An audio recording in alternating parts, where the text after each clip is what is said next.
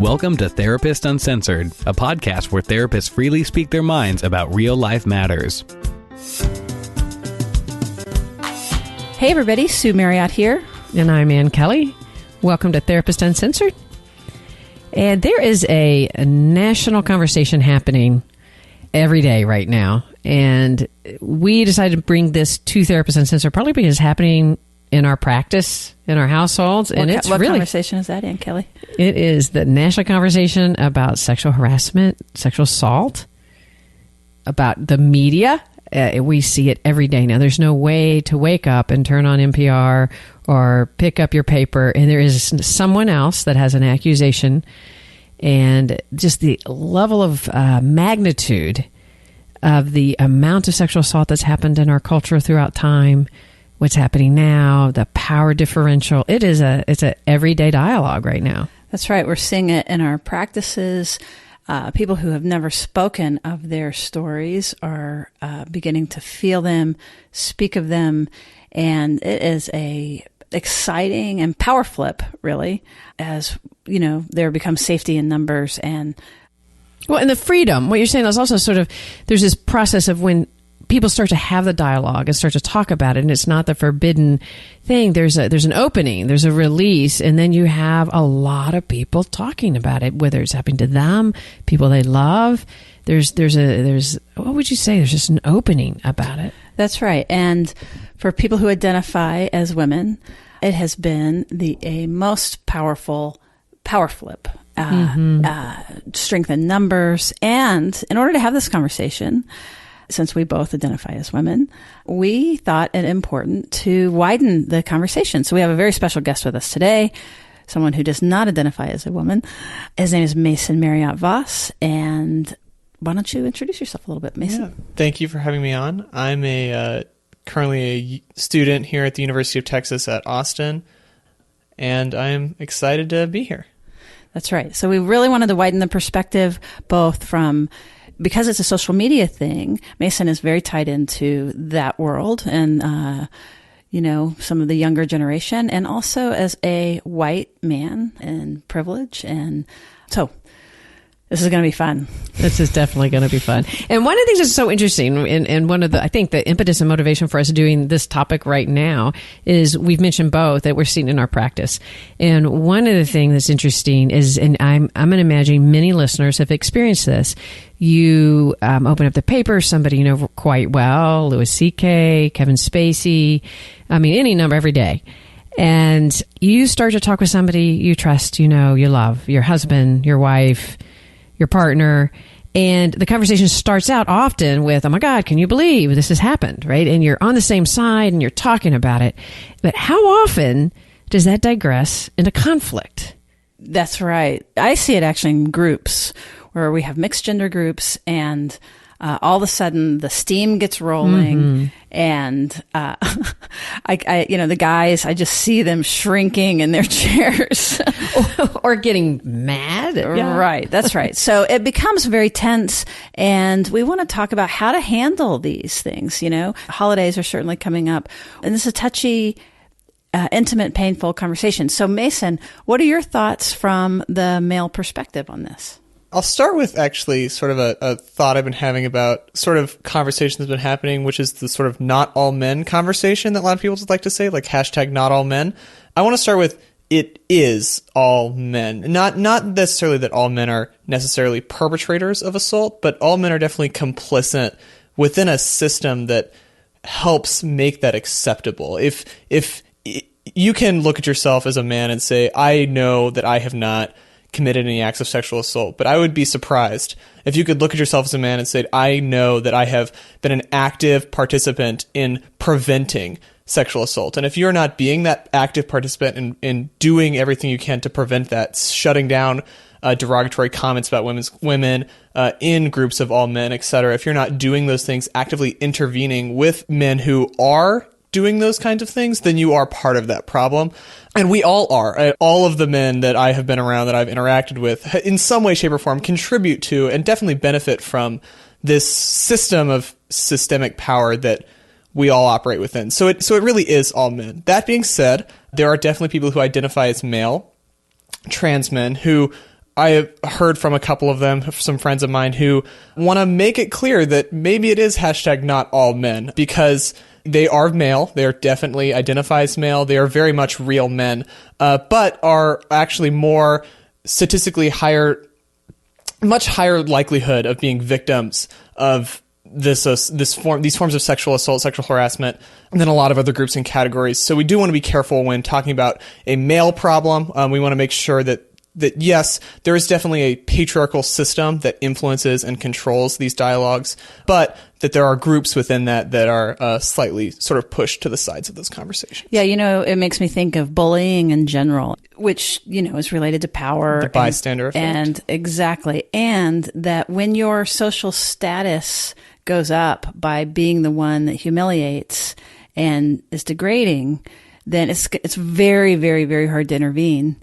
But as, I think your point is, if we can change the social status so that what is cool and what raises your social status is speaking up and calling people out and things like that. Intervening, absolutely. But without that, if your social status goes up, Charlie Sheen, for example, our president, if your social status goes up with this kind of patriarchal power, it's like, this is part of why we're talking about this. And Anne, your point about when people that love each other and that start out on the same side, all of a sudden something happens. And the dynamic that was being talked about out there, the power dynamic, happens right there within the couple. Oh, it's so powerful. And Mason, I really, really like your point about, can we get out there? One thing I notice is, of course, as couples start to talk about it, and if we're talking about a heterosexual couple, so a woman is talking about maybe their experience about Harvey Weinstein, or honestly Trump, I see personally in my practice, and this isn't specifically a political left-right issue at all. I see women with both political parties feeling very almost traumatized. Well, not almost, actually traumatized about having a president who has actually engaged in sexual assault, has acknowledged it at least. Bragged about it, and that their experience of that actually feels somewhat traumatic. And what's interesting about that is often their male spouse or brother support that. I mean, like, they get it, and they start in a conversation of support and care. But then I hear a bum, bum, bum. Yeah. In the end. That's what happens. Well, in the end, they end up conflicting. And I want us to engage in a dialogue, and what I appreciate having a male perspective in this. There's some things that I see happen that I propose we talk about that could help explain that, because I think it ends up leaving couples sort of feeling, especially men, I see that a lot, I'm on your side. They'll turn and look at me and go, I'm on her side. Why do I feel like the enemy in this conversation? And often, Mason, what I hear is, I don't do that. I haven't done that. And of course, when your spouse or sibling is getting incredibly upset, you have a tendency to want to defend yourself. And I would imagine as a male, in any scenario. Have you found yourself in that position as a male, where around women who feel passionate and you feeling a desire yourself to defend? Yeah, it almost feels like sometimes it might feel like almost a requirement. Like, I've got to first establish myself as the good guy, as like on your side or on your team.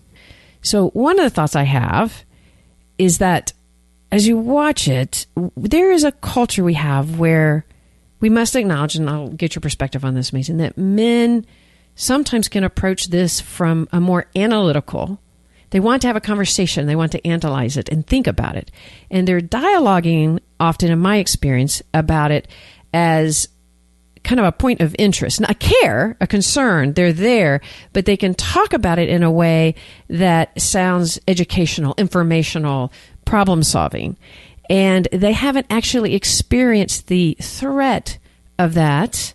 Of course, I'm not talking about all men. Many men have obviously been harassed and assaulted.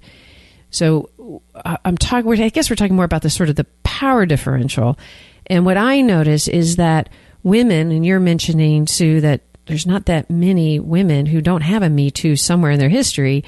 When we're talking about this topic, their body is having an alarm. They are recognizing and now talking about something that's been released that they've experienced, that's been very traumatic to them. So as they're talking about it, their body's actually in a state of alarm, while men, I observe, are talking about it supportively, but a little analytically.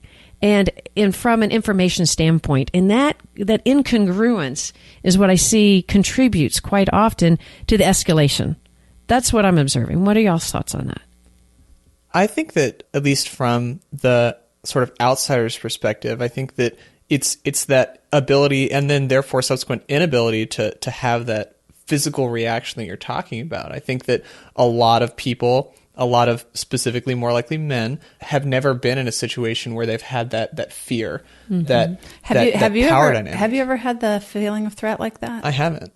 I honestly haven't. And so I can honestly say that there is no possible way I could imagine what being in that situation would be like. I don't even have the beginnings of what that perspective would be. And so it's really hard as a man who's never been in a situation where I would be literally without power, where I'd felt vulnerable in myself, where I felt like my body could be violated or was being violated.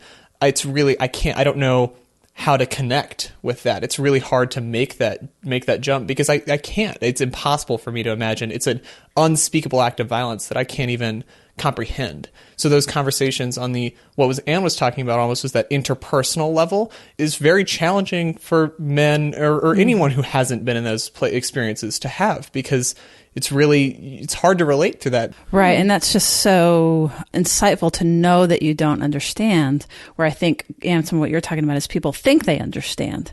And there's, most men don't sit around saying, I really don't get this. It's more of like, yeah, that would be terrible. And, well, let's talk about it. Let's think about it, exactly. from a cultural perspective, or let's analyze it. What has it been like for you? Like, tell me more about it.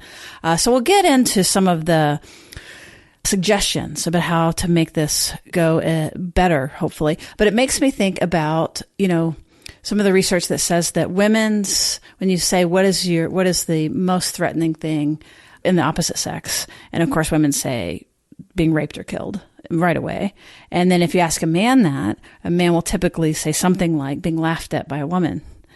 And I've gotten into arguments with men about this where they're like, no, but that is the same thing. It is violating and intrusive, but it's more of like, you're in a position right now that you, and how have you cultivated this awareness that you really don't get it?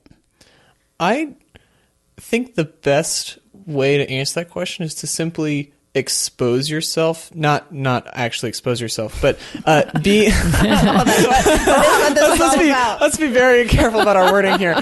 Is to let yourself be exposed to other ideas, and not other ideas, but other perspectives on an issue, and to have or to listen to those conversations as they occur around you, and to recognize that, wow, this is just beyond my scope of understanding. And sitting in a circle and hearing those conversations, hearing those stories being told, or even looking at all the Me Too's on Facebook, or however you get your exposure to all of this just evolving conversation, just allowing yourself to recognize that there's a whole section of the world and what happens in the world that you were just not aware of or have never been able to interact with. And that first incongruency is where you can really begin to understand the magnitude of your inexperience. Or you notice that there is a gap. Absolutely. And another thing that makes me think of is that where men have said before, oh, okay, I get it, is when, or at least a clue to it, is heterosexual man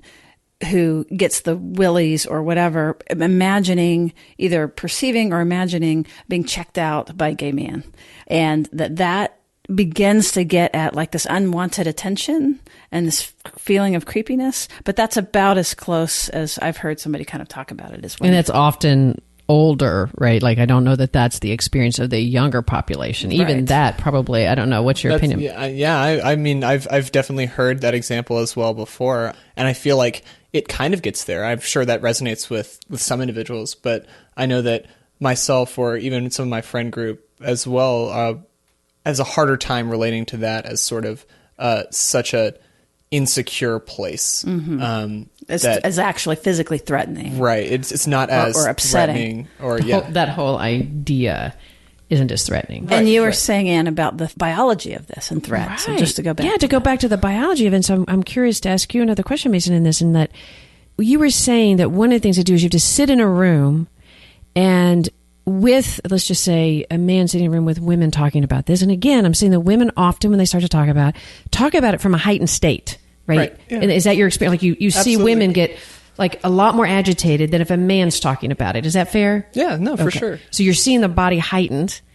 I would say, that may be challenging to not feel, because when we have somebody heightened and talking at us more intensely, it instigates a defensive posture in our body just because of that. It instigates our own threat response. Yeah. It's like, why are you getting so intense with me? I'm on your side, right? And it's really hard to absorb that, to be the object for somebody, to go, of course you're that intense. That must be horrible. It's just hard to do for anybody.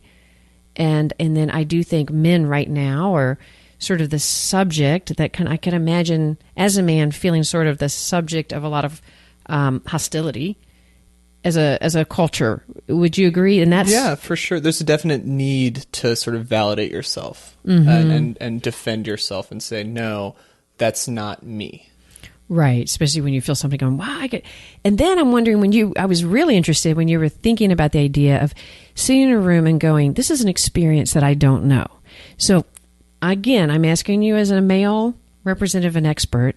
In my experience, you're like, well, we'll use that term loosely. Really? Thank you. Okay, but I see that sometimes in our culture that is really hard for men to do, to sit in a room and say, I don't know.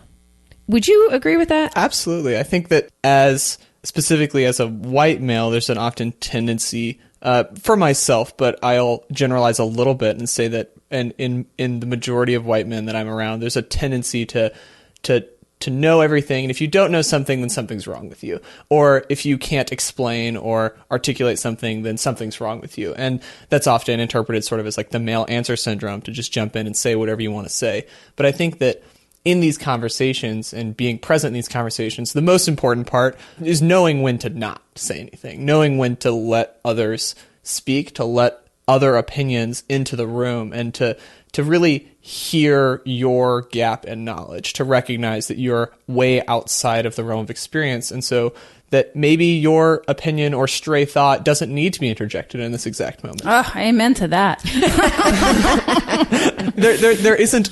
There's a time and place for you to have your conversation, and in a circle of a bunch of women having this talking about it amongst themselves, I think that as a male or someone who identifies as male, it's important to recognize that your role in that situation is mostly to listen and to learn, and to contribute in the small ways, the joining with, the simple, yes, I see how that would be terrible, the simple, I can't even begin to fathom what that experience could be like. And then I think the place for more active conversation or more involvement, more active interjection, I guess, by men is within circles of men. And this is something I sort of hinted at earlier. It's that the active intervention, the stopping of any sort of reconstitution of a power dynamic that exists within circles of men. If a group of men start objectifying a woman or catcalling her, etc., if you're in that circle and you don't actively intervene to stop it, you've done a disservice to the community and to the world at large.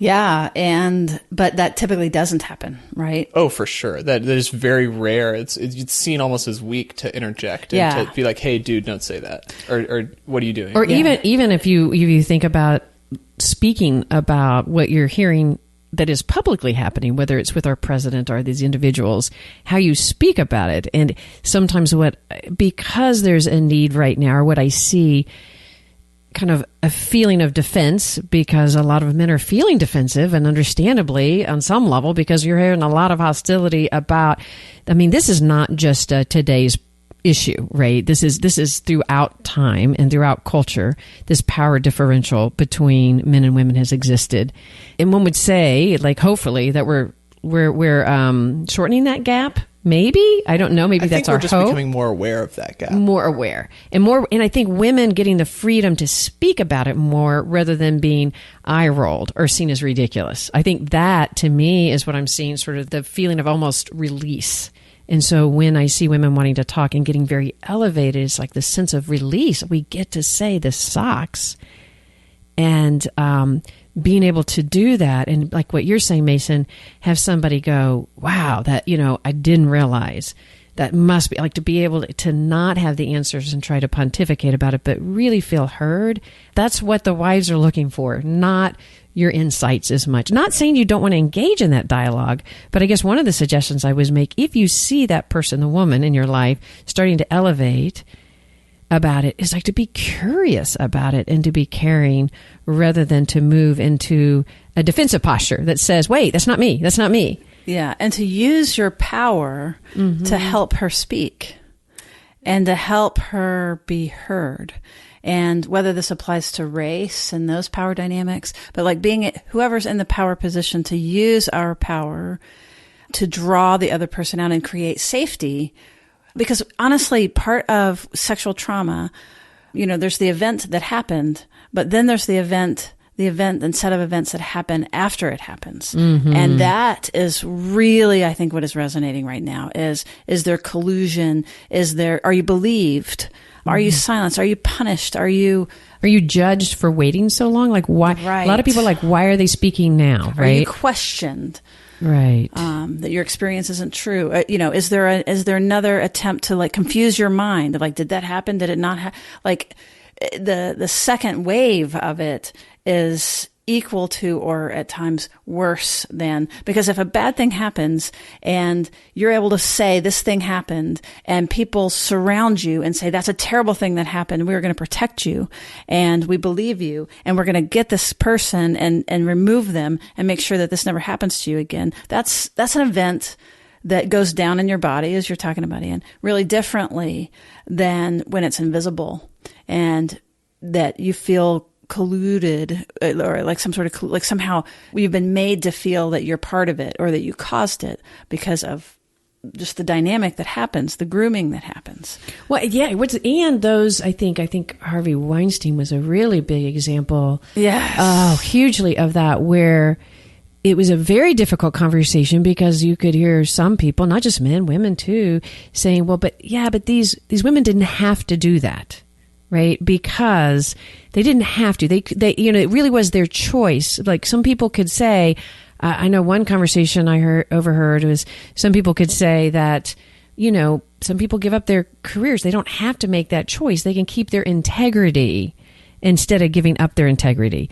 Oh boy, when I watched that conversation, and it was not in my therapy office, I'm not revealing any kind of confidential information here, but boy, if I'd have seen feathers on the back of a neck go up, because what you're saying is if you held and participated in that, somehow you didn't have integrity was implied. And and it was really evident in this conversation that this person that had said that had never really been in a role to have their entire well-being in somebody else's hands. And Harvey, that was...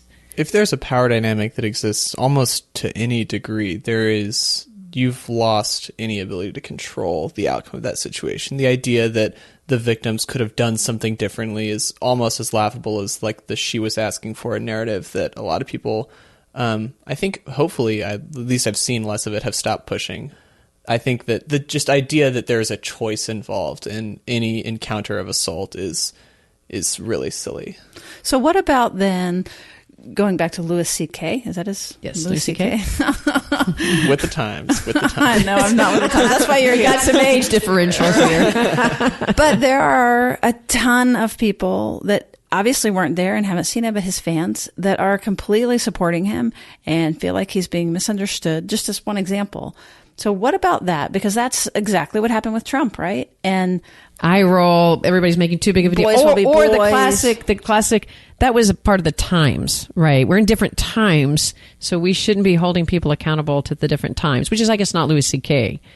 So what are your thoughts about that, Mason? Well, to speak on Louis C.K. actually briefly, I think that he's actually a better example of how to handle the situation. His response to the allegations was to just straight up admit it. He was like, yes, that was me. I did those things. They were wrong. And I think that I'm curious to see how he accepts the consequences of those things and if I'll continue to agree that he handled it correctly. But as of now, I think he's handling it fairly well in terms of how you should respond to allegations or accusations of sexual assault. But I do think that is an interesting question. Like, do you continue to support or back somebody? And what does that look like? Like, for example, Kevin Spacey, I think, is someone a lot of people are talking about in terms of, like, before all of this came out, I definitely thought he was a fantastic actor. He's one of my favorite actors. But now, how do I interact with his work, his movies?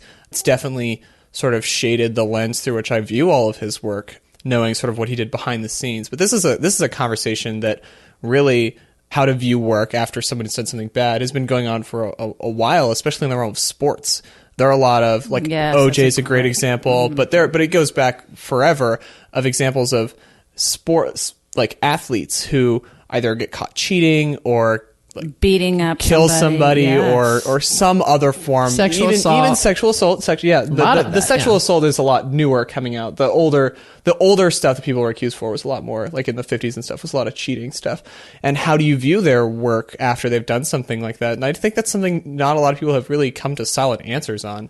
But I definitely think it sort of colors the way we look at what they've done and presented to the public as their products. Yeah, it makes me think of Bill Cosby and Woody Allen and the story around, Mia trying to get her story out and being absolutely squashed. And then the establishment really rallying around Woody Allen. He still works. He's still very successful in the field. And so, yeah, you're right. So how, like, I guess some of it is, there has to be men listening out there, either to us right now or seeing this on their Facebook feeds, that have done this. It's like, what about them? What would we ask if we could ask something of them? What would we ask of them? The men who've committed yes, assault? The many, many, many, many men that must be part of this. I think that, like I sort of said earlier, I think all men are part of this system. Mm-hmm. I think you are lying to yourself as a man if you think you have not enabled any of this in any way, shape, or form. So one of the things then that would add to the dialogue, as you've been saying, it would be not to be focusing on not me, mm-hmm. right? It's a very natural reaction to have, but it is you, I guess, in a as non-accusatory way as I could say that, sort of, like, because I understand the impulse. I promise you, I understand the impulse. You have it sometimes. I have it all the time when these conversations happen. I want to clarify: this is definitely not me. I have not done these things, but I've contributed to a system, be it not even directly, but just in the indirect bystander nature of my contribution. I have allowed this system to exist and continue to exist. And it's only in the active intervention in that system that we stop it. So I guess to answer your question, Sue, it's really about being able to, what do we ask with people who have committed that assault? I don't know if that's a come forward question, because now you get into questions of maybe outing survivors who don't want to be outed, but definitely some recognition or just acceptance of what you have done, and being able to at least have enough of a backbone to recognize that you did a terrible thing, and not either miscrediting or saying that the accusers are just doing it for attention, or doing some other publicity stunt to sort of distract from that conversation, whatever it may be. Just at least, to use a sexist phrase, man up.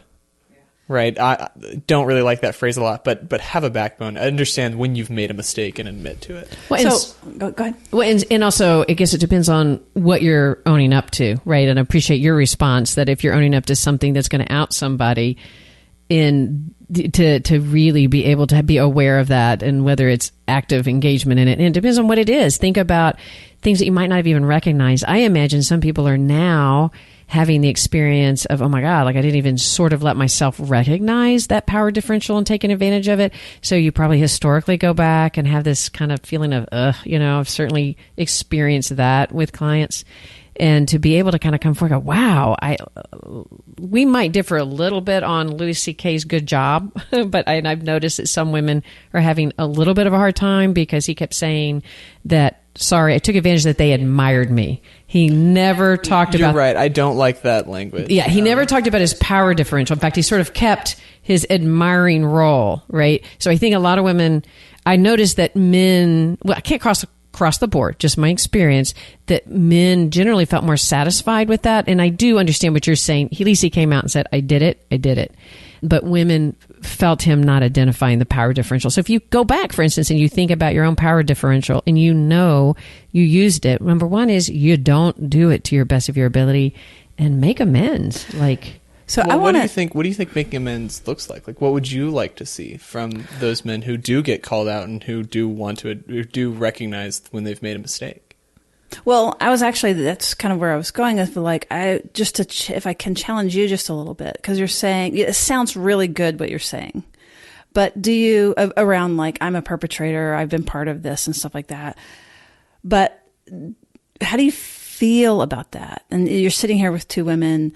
And you're saying I have intentionally or unintentionally, either way. Right. But like, just because I think if we don't kind of go into the difficulty, because that sounds really good. It's hard to do. But if we don't go into the real difficulty of like, why were you a bystander? And like really honestly, and how, like, do you really mean it when you say you're part of this? You know, can you really feel it? Yeah, I think that is a very excellent point, and something that the really feeling it or really meaning it part is definitely a goal to be achieved. I know that sort of cognitively on an intellectual level, I fully understand the implications of my decisions to act or not act in specific instances, to call out somebody for catcalling a woman, etc., or to even greater degrees. I'm sure some people have just been bystanders in very physical acts of assault, etc. And I think all of those things are part of that. But it is really hard to honestly be that reflective and to look at yourself and make those calls and be like, yes, I should have done something differently in that moment.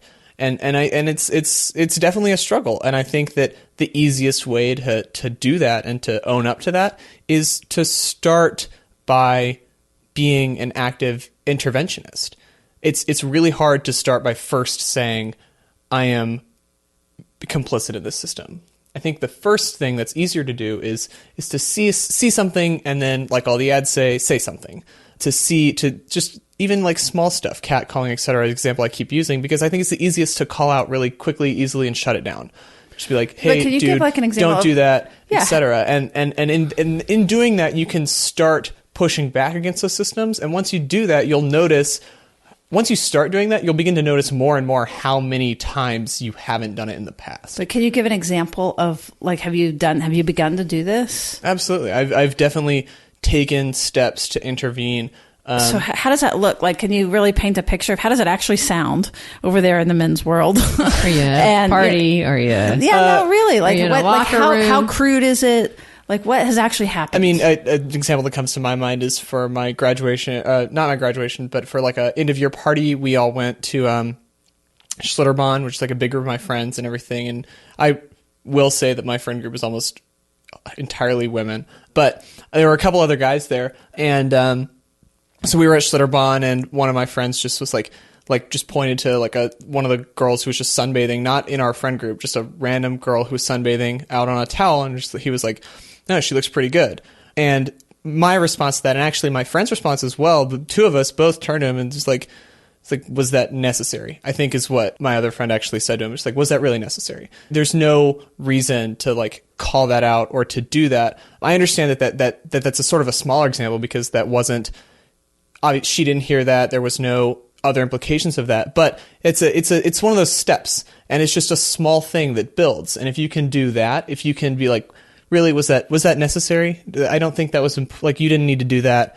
Like, that's right, not just like a tap. Right? Yeah, just like, dude, yeah. Chill. What I like about that is it's not humiliating to the person, because I think that's something right now that we're doing in the culture a lot that is making it sort of a threat, is there's a lot of finger wagging and shaming, which, again, is not the easiest way for someone like you're saying to kind of, when we're like, oh, men are this and men are that, it's pretty hard to kind of go, yes, I suck, right? But what you're saying is like, was that necessary? Which is what we always say on the podcast, is that's face saving. Like, it probably wasn't.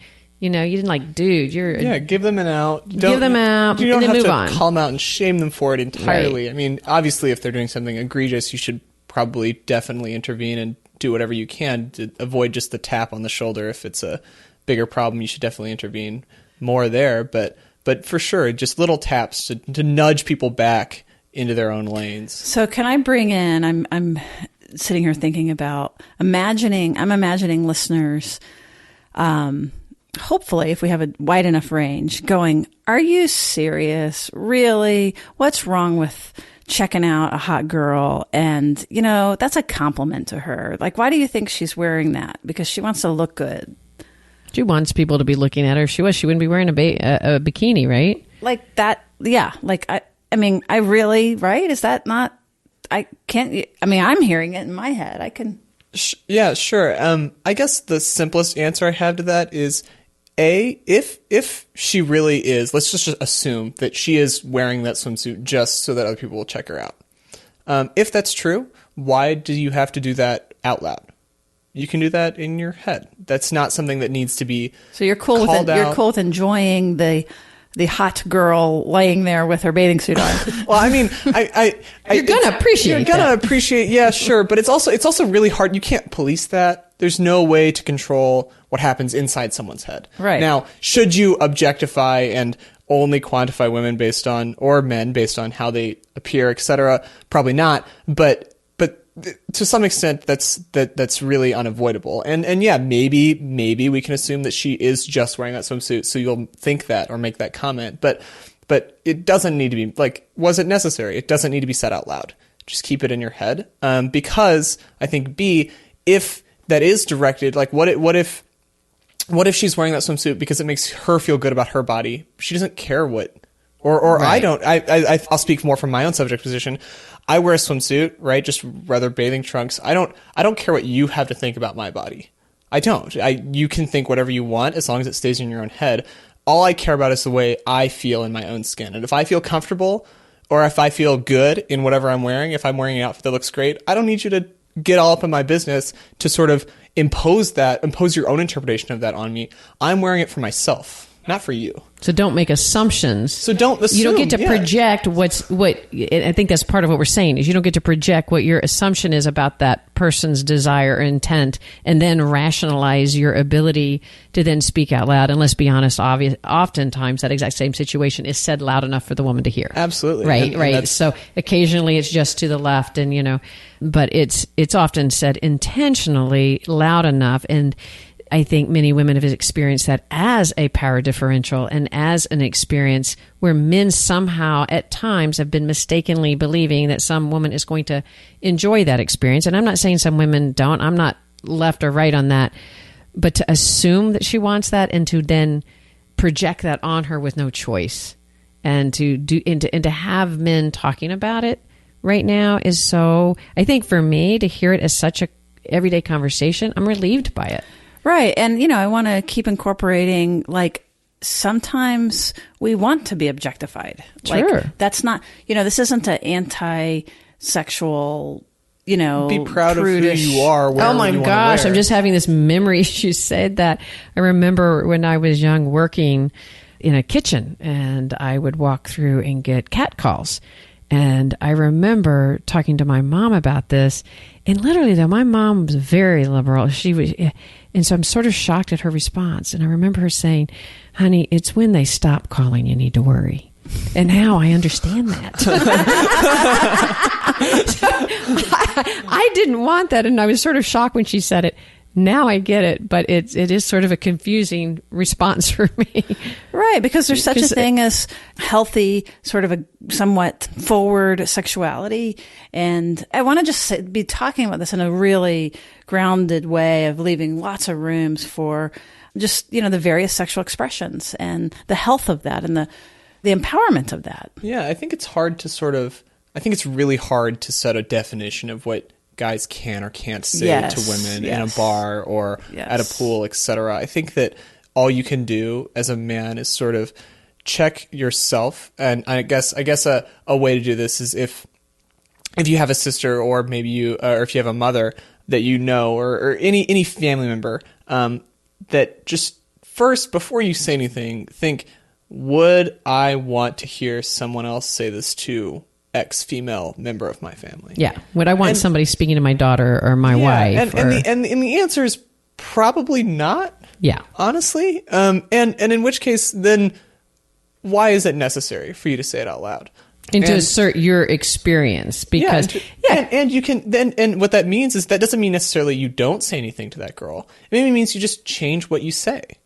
You can there are definitely more respectful ways to comment on a woman's dress than whatever crude like pun you were going to make in the first place. You can avoid all that by just imagining, just put yourself on the outside of the situation and think, would that feel weird if that happened to someone else? You know, it makes me think of an interview that we did with Doug Braun Harvey talking about the principles of healthy sexuality. And one of the big ones, of course, is consent and mutuality and non-exploitation. Those were a couple of them, actually. And so how about something like, we are all thumbs up for sexual objectification as long as it's a mutual experience. With consent. That's right. It's kind of like what you talk about with kids when you say humor in a joke is not funny unless both people laugh. That's right. Right? So when you're making a joke at somebody else's expense, and it's a kind of you can feel the hostility, and when you're laughing because the other person's feeling humiliated, that's not a funny joke. And so when you're projecting, going back to my examples about the cat calls and the whistles, I can literally still in my body feel the humiliation I felt, right? I think I was 14 or 15. And I can literally viscerally feel the humiliation I felt because the kitchen was really long and I had to experience it walking all the way through. And so I can physically talk about that. And so when somebody, to go back to our original example, if I'm in a conversation with somebody saying, look, I don't think whistling and catcalling is that big of a deal. You know, what we're really, and women like to be objectified and women like to know, come on, right? I can relate to wanting to, reach out, like slap out, and what am I looking for? Punch. To punch. Kick. Yes. I'm like, are you, like, really what starts coming up is the frontal lobe is expletives. What the effing are you thinking about that you would think that I would want that? If you're a dude, what are you doing saying things like, women want X? Yes. I really don't know why, like, guys think that they understand, like, what women want.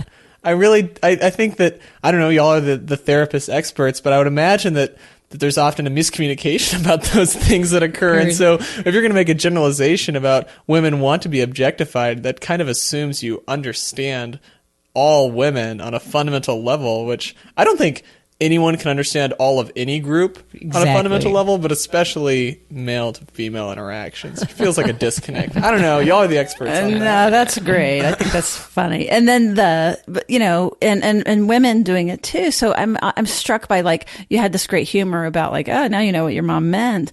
But also, if we really just sort of listen, it's like that was a humiliating experience for you, that you go to a protective person. And later in your adult life, you can look back and, like, oh, she was so right, because you're not in that humiliated experience. But I think sometimes women unintentionally do that to other women too. Oh, actually. And because she was of a different generation. I mean, all you have to go look for my mom is look at Mad Men, right? And so that was her culture, right? And so it was like, oh God, it was kind of like, well, that's going to always happen, right? And so we're talking about cultural differences as much reason why we, or generational differences to have somebody younger on the program, because it does change from we're hoping, like it's changing. I think clearly it's changing in some way, shape, or form. It is, because now I'm like, if my daughter said that somebody was catcalling, and I know the deeper part of my mom would never think that was okay, right? But her culture, I mean, she was raised in an absolutely Mad Men. I used to visit her at work, and I can remember the kind of dynamics of how the boss would treat the women. And it was very, very, I mean, now to have your children watch Mad Men, they would look at you like you had 5 heads, but that was my mother's real experience. And it was not my experience, and hopefully not my daughter's experience. So I want to have hope that it's just part of this dialogue as it's helping to get better and better. But boy, we have a long way to go. We do know that. Well, and I can really hear the difference even in some of Mason's stories, because I think that what we're calling catcalling or the boy talk I think it's changed. I don't think it's the way it used to be. And even when you responded, when I said about if you identify as heterosexual and you imagine men leering at you or whatever, and you kind of shrug and like, what's the harm in that? That's flattering. I've heard you say before.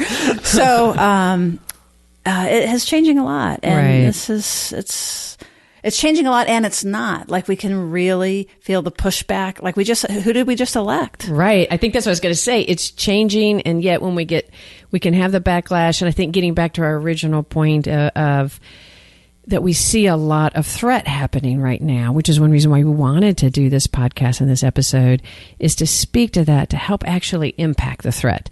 Because some of the threat is, in fact, that what we're talking about right now in the Weinsteins and things, how much it's embedded in our culture and how much it's been supported. I mean, these are not things that have been happening and nobody knew about it. These are things that has been deeply entrenched and accepted. And so to be everybody's outrage, partly not because it's happening, because it's been accepted. And so I think one of the things we said we were going to do in this podcast is to continue. We've done some already about some ideas. Yeah, that's exactly where I was about to go. Yeah, let's talk about some more ideas, because I'm talking about it. I also feel very compassionate for men in those positions. I don't think I came across compassionate, but I do feel like I feel compassionate for men feeling like that they really try to not be those people, and yet their spouses or whatever is getting hostile. That's not an easy position. So let's talk real quickly then about how do we create a safe dialogue for everybody to like, how do we increase safety. Make that dialogue go where we're staying on the same tune, we're talking about it. How do we end as friends and not foe? So how do we do that? I think that I've sort of mentioned a little bit of this earlier, but just from a male perspective, if we're using a heterosexual married couple as the example, the husband in that situation, I think just recognizing that you are not the authority on the subject, that it is not your time or place. You hear that, guys? Listen up. I say that again. You are not the authority on the subject. That's hard, though, isn't it? It's Mason, very hard. Can you talk about that from a male perspective? That can be challenging. It's super challenging. It's hard for me to do that in my own experience, and just giving up that authority is something that's really difficult to do. But I think that the most important thing to do is just listen to what the women around you want, which is why I wanted to ask y'all, what would y'all suggest as the best way to approach or resolve these problems interpersonally amongst husband and wife, or just friends of different genders, etc.? Women are the most qualified to answer that question, I feel like. I think for me, one of the things that I think I want and that I see go well is just what you're saying. Somebody be going, God, I had no idea how bad it was and how hard it is. Empathy, not jumping to solving the problem or giving opinions about why it is that way. I think when you immediately start feeling alarmed and somebody starts giving opinions and thoughts about why it is that way in a defensive posture, I can feel myself edge up. And I think going, good God Almighty, this is so hard. Really, I can't imagine. And it really has been, what ways have you experienced it? Asking questions. Right. And, empathy is tricky given if we roll back to what we started with, which was if you've never had that experience and you have really fundamentally never felt threatened, how do we get to empathy? And I think that is a real challenge. And so I really love this notion of coming to awareness of these gaps. And that's why I asked you to say it again. It's like that we don't know, and that is threatening. And now we're moving into a more empathetic stance when you have to give up power and give up some of the safety. Now we're moving a little closer together and not know instead of know, those sorts of things. And also perhaps even, one exercise that used to happen on the campus actually, and this was back when you actually had to do this to get empathy for example, in sexual ed or whatever, okay, we're going to talk about homosexuality. That's what they called it back then. And one of the assignments was that you needed to walk down the drag, which is a very busy street here in Austin, holding hands with a same-sex person. And that was the only way to kind of get the experience of like the humiliation or the fear, and all of a sudden you're looking around, and that really immersing yourself. And so I wonder if there's a version of that with this, and not to be graphic, but really letting yourself go to these empathetic places of like, what was that like? Really listening, really helping. I don't want to keep saying the woman, because it's not always the woman that has been victimized. Whoever's been victimized, whoever's in that position, to really work to get in their shoes and work to imagine what that might be like. And I think it is work. I think it's really conscious, active intent. And so it's not going to be fast, and it's not going to be natural necessarily. Well, one of the things I love what you're saying is in the process of doing that, if we just stick again to maybe the male doing that for a female that's talking, that's upset, if instead of defending, which puts you in a, we defend because we feel weak and attacked, so we go to a defensive to be more powerful. The very act of going, tell me more, and really not knowing actually changes that power dynamic right then. Absolutely. Letting the woman be angry and being there to say, God, I get it. Not, or I'm the good guy. Yeah. You're right. I don't get it. And not to fight to be the good guy. That can come later. But to be the one that actually goes into a submissive role at that moment. Yes. And just by saying, I don't get it. I really don't get it. Tell me more. I can't even comprehend what that would be like. Yeah, but I would like to, and tell me more. And so asking questions, that's another thing that it matters a lot to me. I really notice if somebody asks questions or not, because it's like, do you want to know what's in my mind? And do you care to know what's in my heart? And do you care to be willing to experience the pain that I may talk about, or the disorganization, or the experience of that? And without really kind of feeling drawn out, I think many people will make that assumption of like, not that interested. We don't normally talk about this. I don't want to be a burden. I don't want to make anybody else feel bad. But tell me more, and draw somebody else. And what was the worst part? You could say things like, what was the worst part? Why didn't anybody listen to you? What was that like? How often has this happened? Right. Questions of curiosity. Mm-hmm. And I think for men's behalf, I think for women who are feeling stirred up and challenged, and they know their spouse is not really support you, is sometimes to be able to say, I am so angry. You are not the bad guy. I do not think you're the bad guy. You aren't the bad guy, but can you please listen? Like somehow giving that person the out to say, I sound angry at you, and I am. Can you handle it? It's really not you. I mean, if you can just say it's really not you, but I really need to be mad, that goes a long way to helping the man in your life become the listener. Would you agree, Mason? Yeah, no, that is, hearing that and being able to hear that really helps with what we were talking about sort of a lot earlier, which is the defensive posture that men often immediately take. Yes. And being able to get over that initial defensive flare-up really can help you as a man help like really connect with that moment and being able to experience whatever your partner or whatever wants to share with you about that information. That's right, because the male script, because we've got the female script and the male script is to fix it or to do something about this. And that moves feel responsible. To feel responsible. That's right. And it's part of what moves people into an active position of, either handing them the Kleenex or, something that is unintentionally shutting down, versus this open place that we're talking about that is actually much more vulnerable of being willing even to hear the details of the story. A lot of people are really scared to ask about things like that because they don't want to make the other person feel bad. But what I would say is like there's a way to really show your interest and ask with obvious respect that if they don't want to talk about it. But I can tell you most women will not have had very much the experience of someone saying, and then what happened? And how far did it go?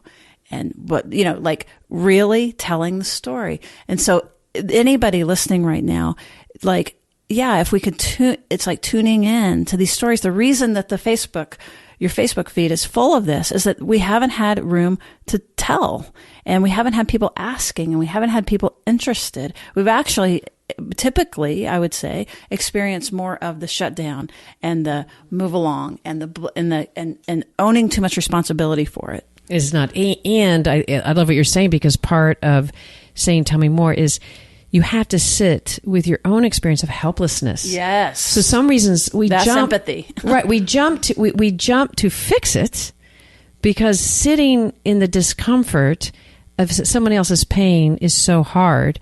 So in that it does feel powerless. When you're listening to somebody you love talk about something that happened to them, you experience powerlessness. And so to sit in that powerless position with them could be the most healing, because when you jump to fix it, it may sound caring and loving, and you're going, but look, I'm trying to talk about fixing it because I'm the good guy.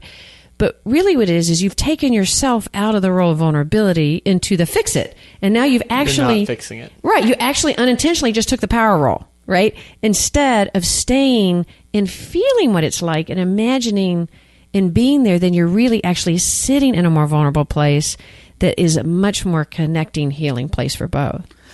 So that's definitely the movement towards empathy. Because now we have two vulnerable people.